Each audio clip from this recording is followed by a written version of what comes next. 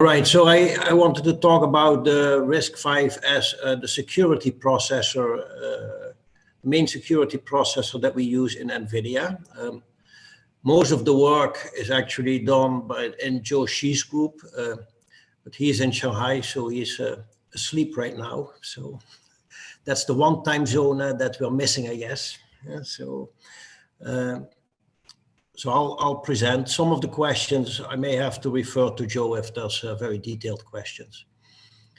So in NVIDIA, we use a microprocessor for many different purposes in the GPU and also actually in our SoC products, Tegra products. Besides security, I have to say safety is also a big requirement for us, but we're not talking about that today. So in the first generation of our RISC-V processor, we didn't have the security taken care of. So we used the RISC-V for the non-secure processors. And as I announced like a few years ago, we're basically using RISC-V for all our chips. The use cases though will grow over time. So we're now at the NV RISC-V 2.0, which is adding the security. So that's the part I'm going to talk about. NV RISC-V 1.0 is in production. NV RISC-V 2.0 is in development and will go in production maybe next year or so. All of this is replacing our internal Falcon microprocessor that was a proprietary architecture that we developed a long time ago. So the NV RISC-V is it's basically, NV stands for NVIDIA. It's just basically our version of RISC-V. It's a 64-bit. It uses 64-bit ISAR. Has like most of the common extensions like the multiply, the compact version and the floating point. We support machines supervision and user mode, so that's actually quite important for us. It's a single issue engine. We do some out of order execution. For example, we can kick off a division which takes tens of cycles, right? And at the same time, we can keep processing other operations at the same time. It's for our type of applications, we get to about 90% of the clocks with an instruction cycle. So with an actual instruction, so it's quite efficient as far as single issue machines go. So for the security requirements, and security was also done in our previously in our Falcon chip, the requirements were that we have to support multiple domains with hardware isolation, right? So there could be different clients running on the chip, and they need to be protected against each other. Think, for example, about a GPU that's running in a cloud, right? And that's virtualized. So that's an example of where that's really important. And then we have to protect against a number of different attacks. Fault injection, for example, glitch, software attacks like stack corruptions or heap corruption, right? That can be exploited by attackers. Side channels, Spectre and Meltdown, of course, have gotten a lot of attention in the last couple of years. Differential power attacks. And then security verification. I'm not going to talk about that today, but it's obviously very hard to prove that your system is secure, right? Because many times you have to prove that something doesn't happen rather than that it happens. So that's we spend a lot of time on the methodology to do that. Just in 20 minutes, I wasn't able to fit that in. So that's for next time.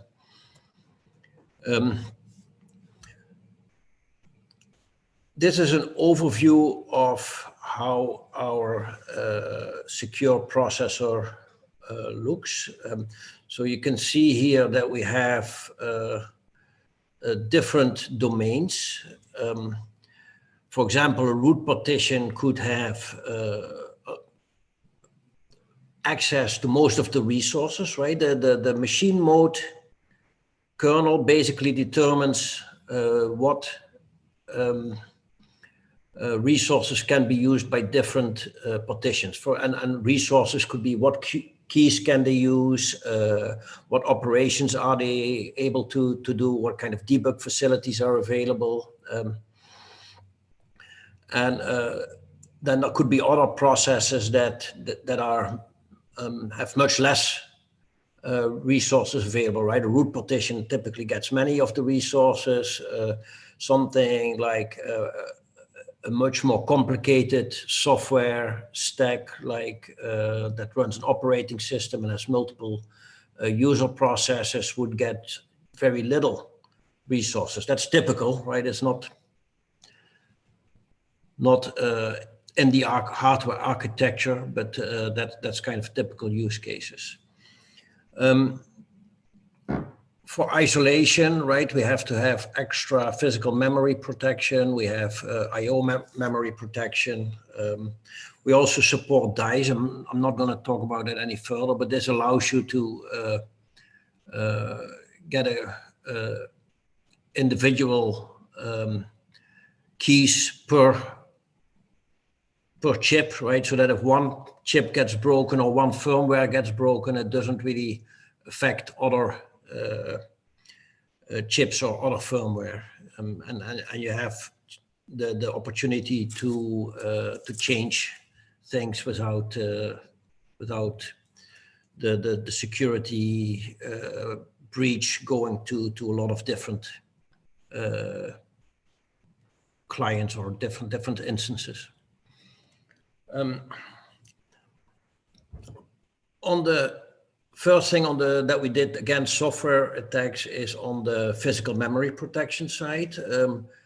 Typically, there is a region-based protection mechanism. In the standard RISC-V ISA, there's like 16 regions, basically, that are available. We've proposed to bring this to 32, and the main reason there is to avoid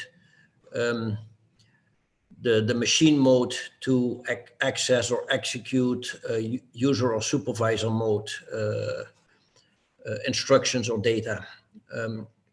This is a proposal that's part of the coming from the TEE work group, the Trusted Execution Environment work group, and it's going through ratification right now for the RISC-V ISA. And this is a typical kind of feature that is available in most secure architectures. So that's why we added that. Then, of course, it's not sufficient to just protect the load and store from the CPU itself. You also have devices that use, for example, DMAs, right? So we need to have the same type of protection that you have on the CPU.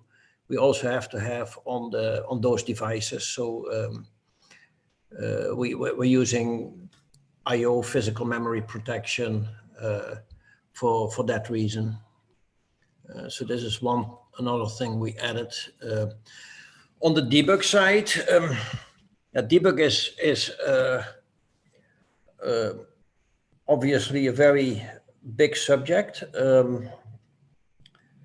Typically in production, you would turn off all the debug facilities no matter what, although you may want to open it if you have field failures. We even during development, we control the debug in a more fine-grained way.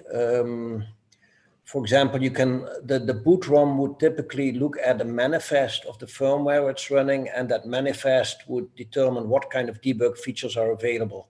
For example, am I able to do breakpoints? If I do a breakpoint, what can I do? Can I actually change the instruction flow, or can I just inspect what is there? So this is actually a very important feature if you have different companies, for example, working on different parts of the product, right? Typically, NVIDIA does some work and OEMs do some work, right? And we need to control, even during development phase, what kind of debug facilities are available. Then, especially for protection against stack corruption and heap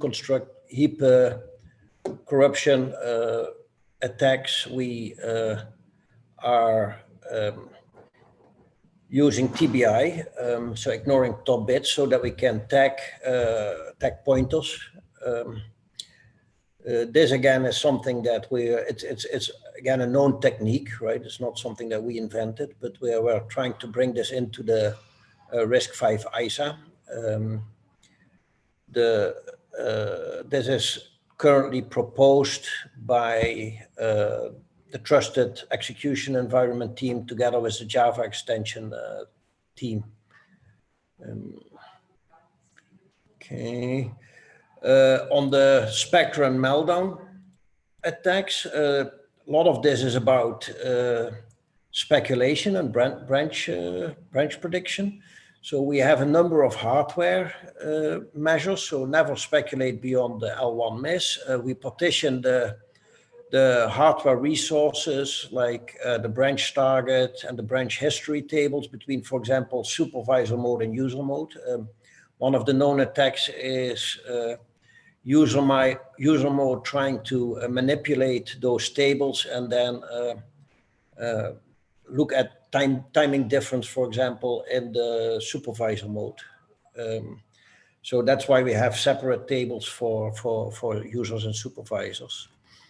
On the software side, we have new instructions like speculation fence. We have different flush instructions for both the cache and for the branch prediction tables.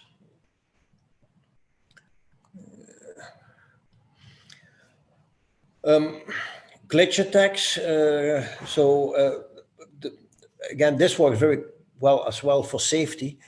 So we have comparisons going on between two different cores. So it's dual lockstep core, slightly shifted in cycles, right? 2-cycle delay is what we say here. That's what we implemented. Again, this is a known technique. We've actually taken it a little bit further than just looking at the external interfaces. We even compare some of the important internal interfaces to make sure that there is that everything is the same on both cores. We also have a hold instruction, so we can stop if there's a real problem, so we don't keep going, right? So it makes it much harder for somebody to introduce glitches and try to kind of do this iteratively to get some advantage over the processor. Yeah, this is, by the way, not the only thing we're doing against glitches. We also have a lot of system level countermeasures. For example, the voltage measurements, and looking at critical circuits, those kind of things is there as well. But that's outside of the actual RISC-V system. So with this So I talked a lot about the RISC-V system itself, right, and what we did inside the RISC-V CPU. If you look at the application of that RISC-V system in a bigger subsystem, I'm showing here what is called Peregrine, which is a complete secure subsystem. So here you got the RISC-V. We also have a number of crypto accelerators for public key encryption and asymmetric key encryption. Yeah, that's mostly where we apply things like DPAs in this area, right? Where the keys, make sure keys don't get leaked. For example, in AES, right? The differential power attacks have been shown to be quite successful. So we have countermeasures in our AES engine to avoid to prevent those kind of attacks. At least make it very, very hard.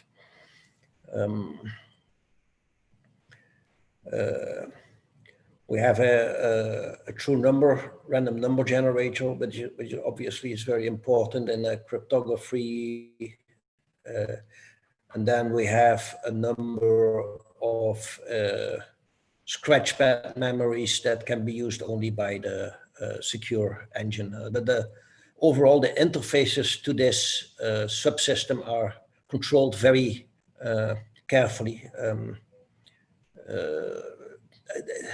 Most of the communication, right? It's not like the host can just look into the secure subsystem. As, for example, mailbox communication is typically what is being used here. So that's kind of what we're using for our security system moving forward. Some of it is just what we've done.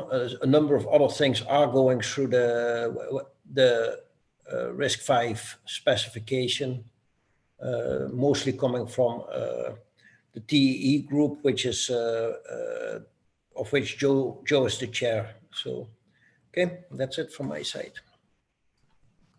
Thanks, Frans. I know there's a couple of questions in the chat box on the cube, which hopefully you can go in and address. For example, there was a question about, are there NVIDIA products currently shipping with RISC-V? That was one question. And then yeah, the answer is yes. That's what I thought. It's like, so we announced this already a few years ago that all future NVIDIA products would have RISC-V inside. So that's the case right now. All new products have RISC-V, and they're in production. We don't typically talk about our embedded controller because it's deeply embedded. It's not really typically used by our end customers. So that's why we're not really advertising it, but it is in all our products, and we already have multiple RISC-Vs in every product that we have that we are bringing out to the market, and that number is just going to grow. So in the future, there'll be anywhere from 10 to 30 RISC-Vs in every NVIDIA chip. And that brings the next question, which is, are they just for running management tasks for the GPUs? Or can you elaborate a little bit on their use? That was another question. Yes, a lot of it is like management tasks of the GPU or of the units. The security is a very big thing, right? So security, it's more than a management task, I would say. It's a very critical function in all of our units. So that's a big thing. There's also some software offloads that we do. So some lower parts of the operating system are actually different between different OSs, right? Think about doing something on Linux and something on Windows, right? There's big differences. It makes the NVIDIA software management to customers very difficult if you have to deal with that. And so bringing some of that software onto the GPU kind of avoids problems there. So those are the kind of functions that we're doing. Okay, great. Yeah. Definitely encourage anyone else that has questions to put them in the chat box, and we'll answer them. The presenters are all still, standing by, if you will. So if there's anything else that people have, there was a question about TEE, Trusted Execution Environment. Does it exist for RISC-V? I thought it was for ARM. No, Trusted Execution Environment is the name of the work group that looks at security. It's a technical work group in RISC-V. I don't think that there's not going to be one Trusted Execution Environment spec, right? It basically goes into a lot of different aspects of RISC-V, right? So I talked, for example, about having more regions in PMP, right? That's one of the things that's coming from the TEE group. There was another one that I talked about. I forget now which one. The TBI spec, right? Which is the ignore one byte of the address, right? That's something that's going through proposal and will go into the spec somewhere. Thank you.